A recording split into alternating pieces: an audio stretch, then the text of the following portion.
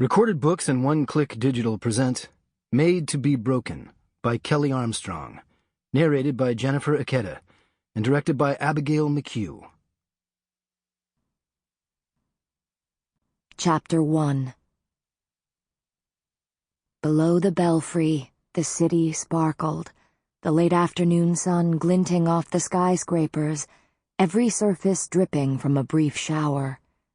A spectacular view, even through the scope of a sniper's rifle. A pigeon landed on the ledge beneath the belfry, squawking about the rain. My eyes still fixed to the scope, I reached into my pocket and tossed a handful of dried corn into the courtyard below. A flapping of wings told me he'd gone for it. The pigeons were the one drawback to this perch. Fortunately, I'd noticed them when scouting and came prepared. I didn't want a sudden flurry of birds from the belfry telling onlookers exactly where the shot had come from. The doors below opened onto the quiet side street, and at exactly 5:30, out walked Grant Beecham. A creature of habit, like most people. He was alone. I expected that, but found myself instinctively looking for bodyguards or well-armed friends. I was used to mafia thugs who knew there was a mark on their heads and never set foot outside alone. But Beecham had no reason to think his life was in danger. He was just a pharmaceutical company researcher. Yes, he'd suppressed reports of fatalities in a new multiple sclerosis drug study. But his confession came only after evidence was found in an illegal search, so it had been ruled inadmissible, the case thrown out. He hadn't even been fired. He was too valuable.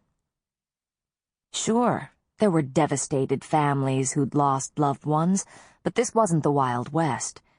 Injured parties seek financial restitution through the courts, and you take the money and shut up. You don't use your payoff to hire a hitman. Beecham's car rounded the corner. A Lincoln with a driver to take him to his big house in Forest Hill, maybe with a stop along the way to convince another desperate family that he could provide, under the table and for the right price, the suppressed miracle drug. I pulled the trigger. The bullet passed through the base of his skull, killing him instantly. I didn't wait to see him crumple to the sidewalk, or to watch passers-by look over warily, assessing the cut of his suit before deciding he hadn't just fallen down drunk. By the time someone took out a cell phone, I'd be halfway down the belfry stairs. I moved as quickly and silently as I could. Not easy when the steps were so ancient each one protested under my weight. Dust whirled in my wake. I was wearing disposable booties, the kind considerate furniture deliverers wear. They'd eliminate prints, but did nothing for the dust reaching my nose and eyes. At my second stifled sneeze, a head popped around the bottom flight.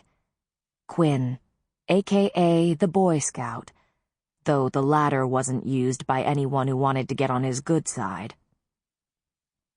Beecham was Quinn's job. Vigilante work was the only kind he did, hence the unflattering alternate nom de guerre. Among professional killers, a vigilante, even one as solid as Quinn, is viewed with the same disdain a veteran beat cop has for an idealistic, college-educated young detective. A prissy boy who wants to do a man's job without getting his hands dirty. At 6'2", with a solid linebacker's physique, square face, stubborn jaw, and piercing eyes, Quinn didn't fit anyone's image of a prissy boy. But few of the hitmen who scorned him had ever seen him. Like me, Quinn kept to himself, and for good reason. Killing criminals wasn't the only way Quinn pursued justice. He was a federal agent. What branch, I had no idea. I didn't ask. Most people in my profession would have a problem partnering with a cop, even one moonlighting as a hitman. I didn't.